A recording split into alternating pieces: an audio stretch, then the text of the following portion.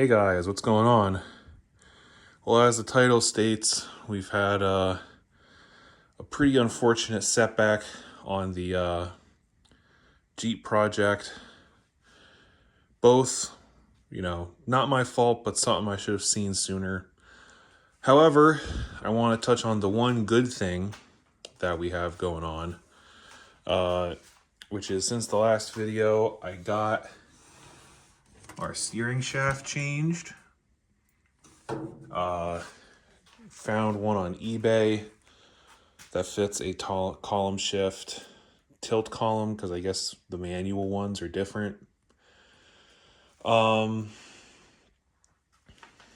So yeah, I got it changed out. It was surprisingly quick. I've done it a couple times, so it's kind of quick and easy. So all back together, all good to go. I was waiting on a horn contact kit, because the one that I had put in this column originally is the kind of just press fit style, and didn't have any of those collars, and they're not really common. So I had a spare steering column that had the other style with the little push lock for the horn contact. So put that one in, but when I went to look for my little plastic piece, I couldn't find it. And that's where the unfortunate bullshittery began. So first, ordered a horn contact kit from Napa, which was just dumb, because you can get these at Advanced Auto, AutoZone, anywhere. They're like $8. Ordered it, $8 for the part, $9 in shipping, $1.50 in tax. Just ridiculous. $20 for a $8 part, and then sorry,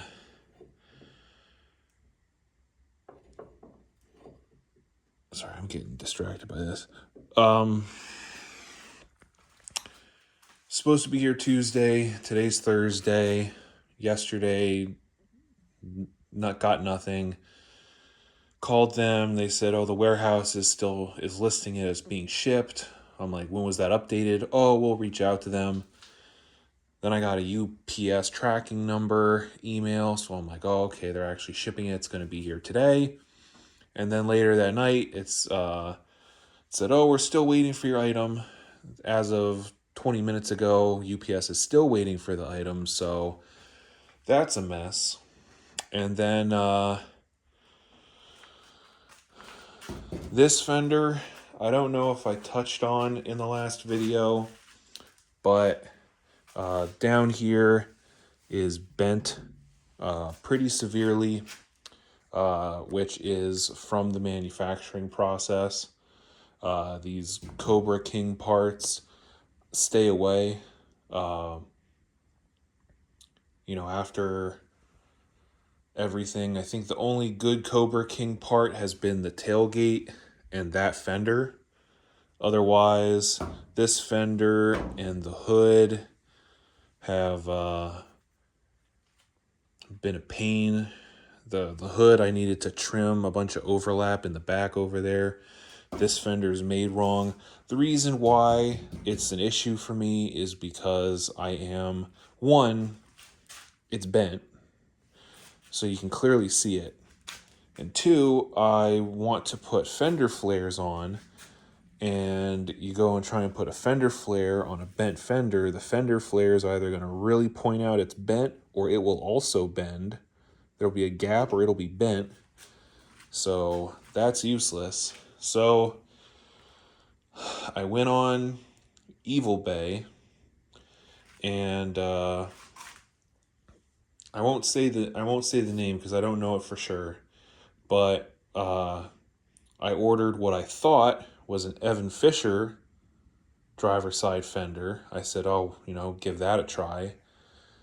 And the box showed up, and I opened the box, and there is the infamous Cobra King logo in Cobra King wrapping.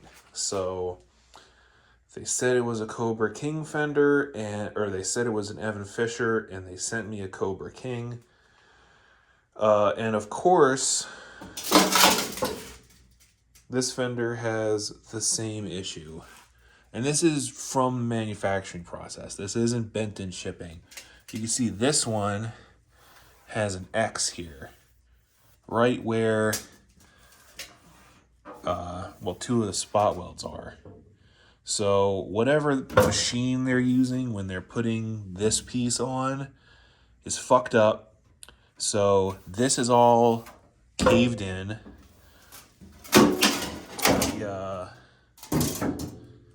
The fender there is all bent out of whack. Big gap there. This lip is rolled in. This lip is curled out. So just let's get it right. Taiwanese junk. Just complete garbage. So if you see Cobra King parts, avoid them, because I mean this fender is even worse than that fender is. So that's going to wind up in the scrap pile. And then this wonderful waste of my time is the main point of today's disappointment. This is also a Cobra King windshield frame. This is the second Cobra King windshield frame I've gotten. The first one, this drip rail was all fucked up. This one I ordered as a windshield kit. So it came with the windshield frame and all the gaskets.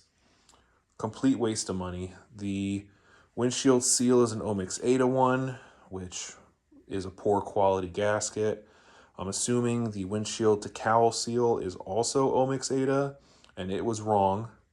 It definitely seemed really loose along here. It didn't really seal up to it. It was kind of curved, and water would have absolutely gotten in there and rotted it out fast. As well as the defrost duct holes I had to trim. And I had to do a whole bunch of grinding around the corners where there was excess metal. And these two bolt holes, the plate inside was not drilled correctly, so the holes are slightly too close together, which caused one of the Omg 8 bolts to strip and resulted in a pain to get it off, which really highlighted how fragile this Rust-Oleum spray paint is. I mean, I have gotten a ton of just very easily achieved nicks. I mean, you can see this one right here. That is literally just from this being folded down the few times coming in contact with the mirror holder. So yeah, for some reason this paint, very soft, probably won't last long. It's kind of getting to the point where it's kind of like starting to get overwhelming, all of the struggles, but we'll push through.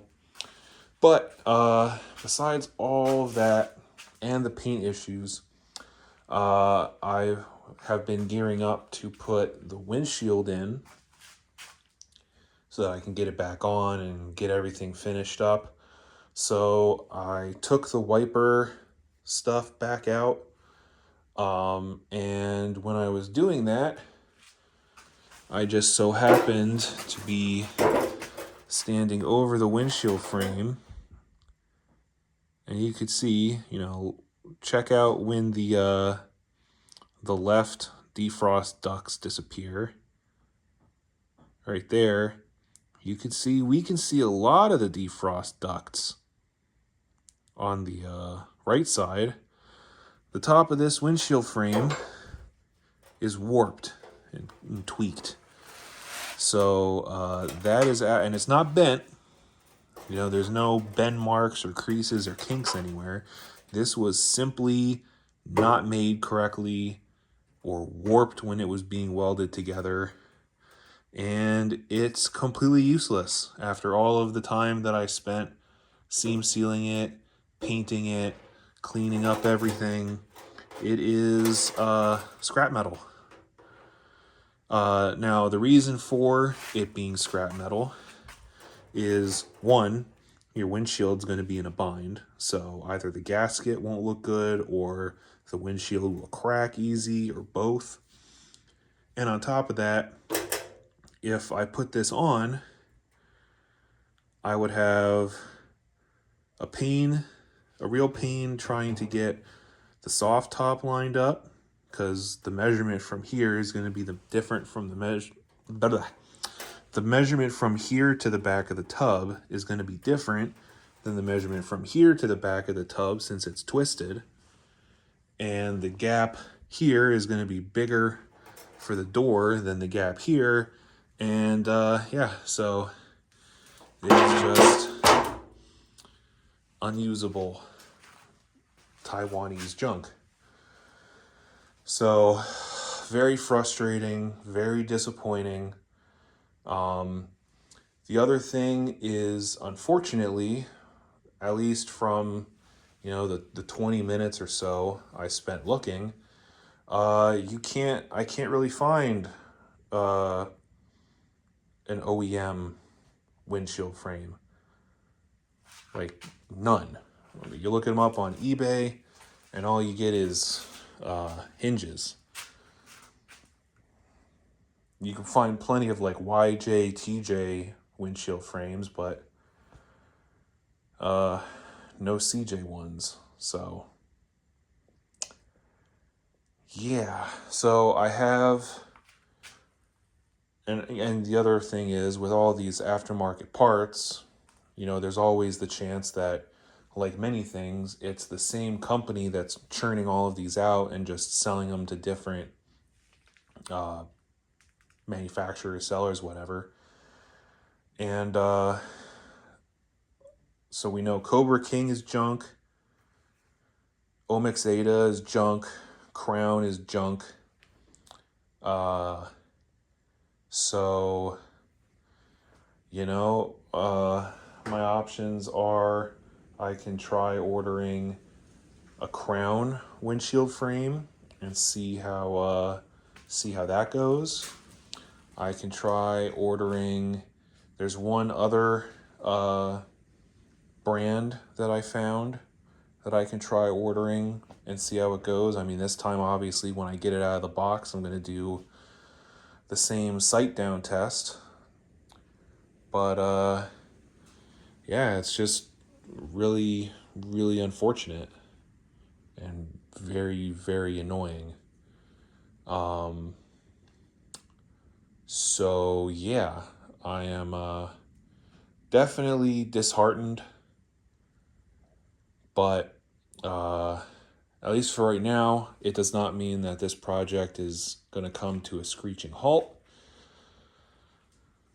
Body-wise, it was almost done, and we have everything except the metal to finish it. So we'll have to put that on pause and move to just focusing on steering, suspension, axles, drive shafts, all that stuff. And then in the spring, once it's back to the weather that I can paint again, then we'll have to take a crack at doing up another fender and windshield frame. So yeah, just wanted to, hit you guys with that little update.